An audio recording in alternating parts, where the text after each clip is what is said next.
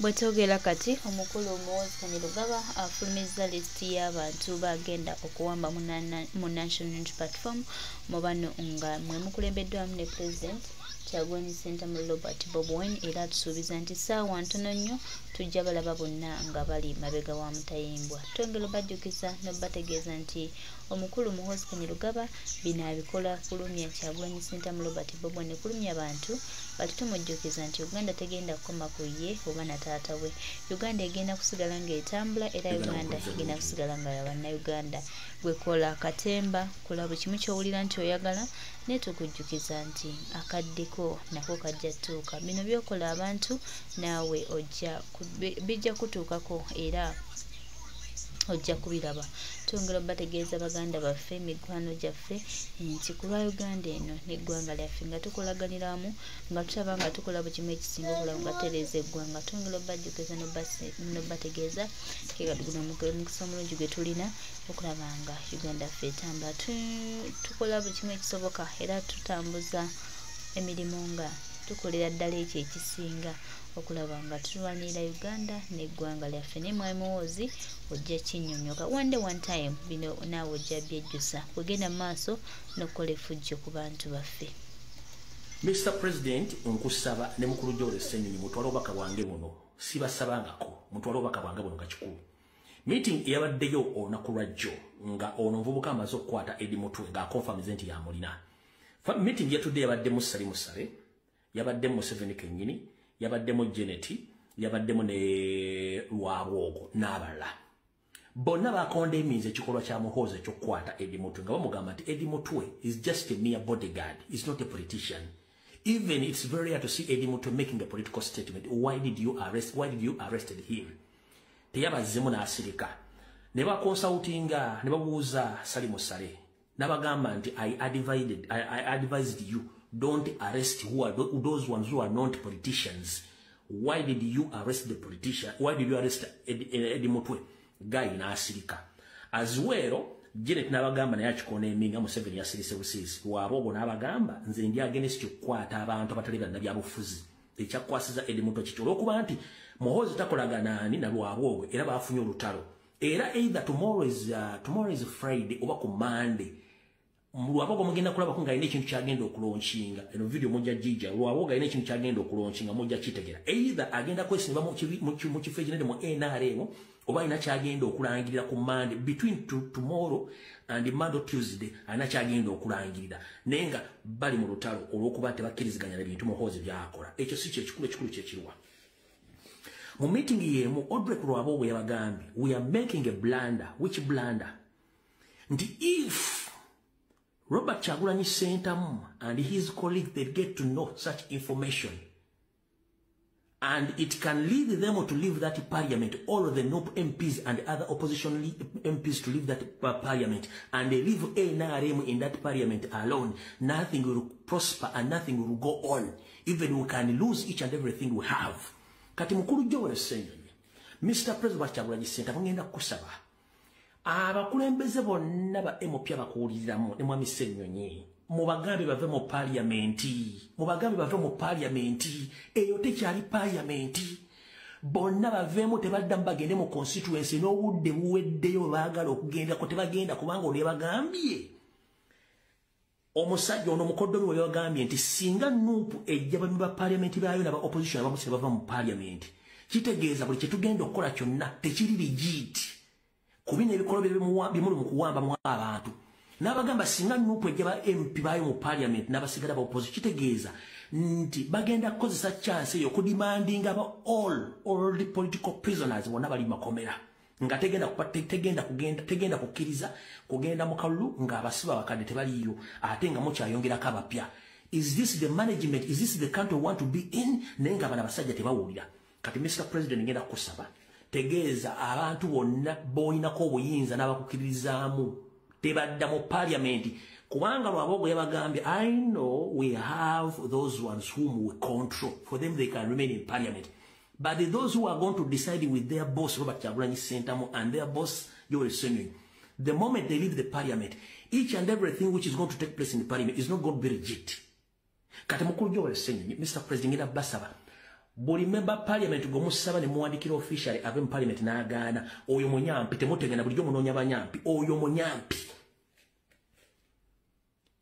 nkiddamu ngenda basaba buli member parliament gomugamba nti ave mu parliament taddayo naddayo oyo munyampi temuddamu kubuuza ani gwakolera kubanga ekituufu kiri nti parliament tekyalina mugaso bwe bange ino mugaso tebannavaayo kondeminga bikolwa bya muhoozi bwe bange ino mugaso tebannavaayo kondeminga bubbi bugenda mu maaso mu ggwanga bwe bange ino mugaso tebannavaayo kondeminga kikolwa kya muhoozi kye yakomandiza abasirikale ba SFC ne bagenda eriwowa ne bakuba ba innocent police serving officers olw'ekikolwa kye mutaategedde ekikolwa kyabadde kitya abasajja ba SFC bawamba abaana okuva mu different areas of the country ne batwala mu different barracks okuli eyakatabi eyegaluga ne bakuba abaana ne babasiyaga abaana ne bayiika amadinisa kati aba SFC baleese abaana ku poliisi ng'abamu bali mu kkoma abo batonya musaayi tebasobola na kwogera mannya gaabwe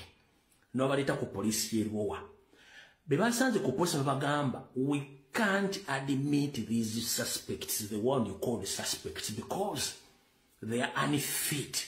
Tebasobola kubeera mu poliisi muno kubanga balwadde mubakubye awo tebasobola kwogera tetusobola kusigaza wano baki basibe bano mubatwale mu ddwaliro bafune treatment bamala ofuna treatment mbakomye wano eyabadde aliiriza ettimu ne bagamba nti kyemwogerako ffe tulina order from above bano abantu balina okubeera wano poliisi ne bagamba kikafuuwe amateeka gatulagira tetusobola kukola ki tetusobola kuteeka basibe mu poliisi already nga basibe bakoze eki bali mu mbeera mbi tetulina bwe tugenda kinnyonnyola abasajja olw'okuba nti bali mu system sero gaaju and educate gaaju o sero bihogo and educate bihogo sera cow and educate cow by instructinze buli musirikale yabadde awa SFC n'akwata omuggo n'amasasi ne batandika okuba basirikale bonna ne bakuba poliisi bagiteeka wansi n'abasibe ne babakubiramu kino kyabaddewo olunaku lwajjo wabula parliament tennakyogerako buli muntu tennakyogerako teri akikondeminga kati banga basobola okugenda ne bakuba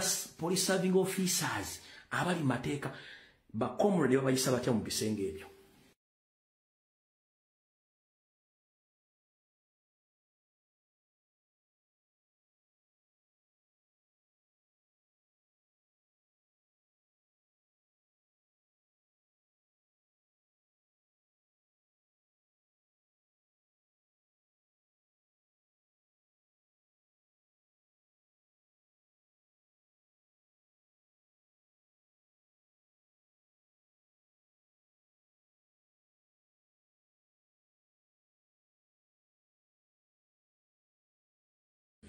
Mr. President Kyagulanyi Ssentamu ngenda kusaba abakulembeze bonna ba MOP abakuwuliriramu ne Mwami Ssennyonyi mubagambe bave mu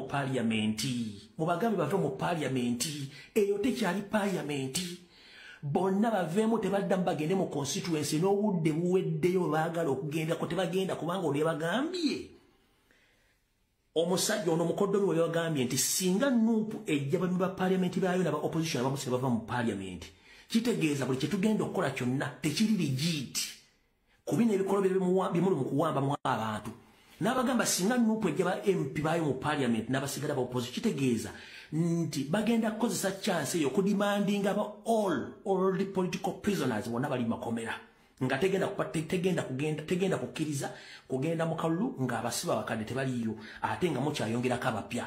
Is this the management? Is this the country we want to be in? Naye nga bano abasajja tebawulira.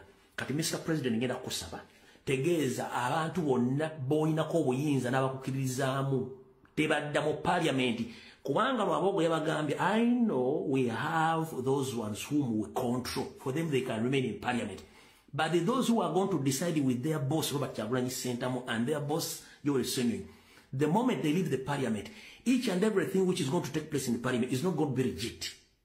Kati mukulu Yoweri Museveni Mr. President ngenda basaba buli member parliament gomusaba ne muwandikira officially ave mu parliament n'agaana oyo munyampi temutegana bulijjo munoonya banyampi oyo munyampi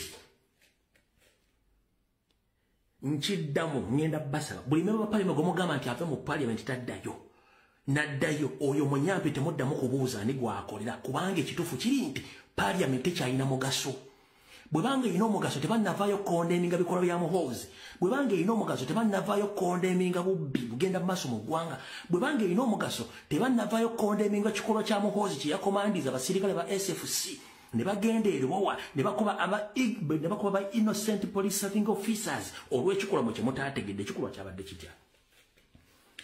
Abasajja ba SFC bawamba abaana okuva mu different areas of the country ne batwala mu different barracks okuli eya Katabi eyegaluga ne bakuba abaana ne babasiyaga abaana ne bayiika amadinisa.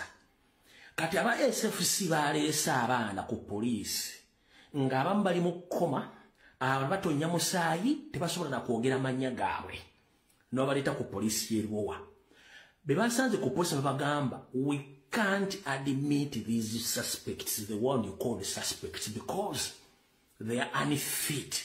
Tebasobola kubeera mu poliisi muno kubanga balwadde mubakubye amu tebasobola kwogera, tetusobola kusigaza wano baki basibe bano mubatwale mu ddwaliro bafune treatment. Bamala okufuna treatment mbakomyewo wano. Eyabadde aliriza ettiimu ne bagamba nti kyemwogerako ffe tulina order from above, bano abantu balina okubeera wano. Poliisi ne bagamba kikafuuwe, amateeka gatulagira tetusobola kukola ki, tetusobola kuteeka basibe mu poliisi already nga basibe bakoze eki, bali mu mbeera mbi, tetulina bwe tugenda kinnondola.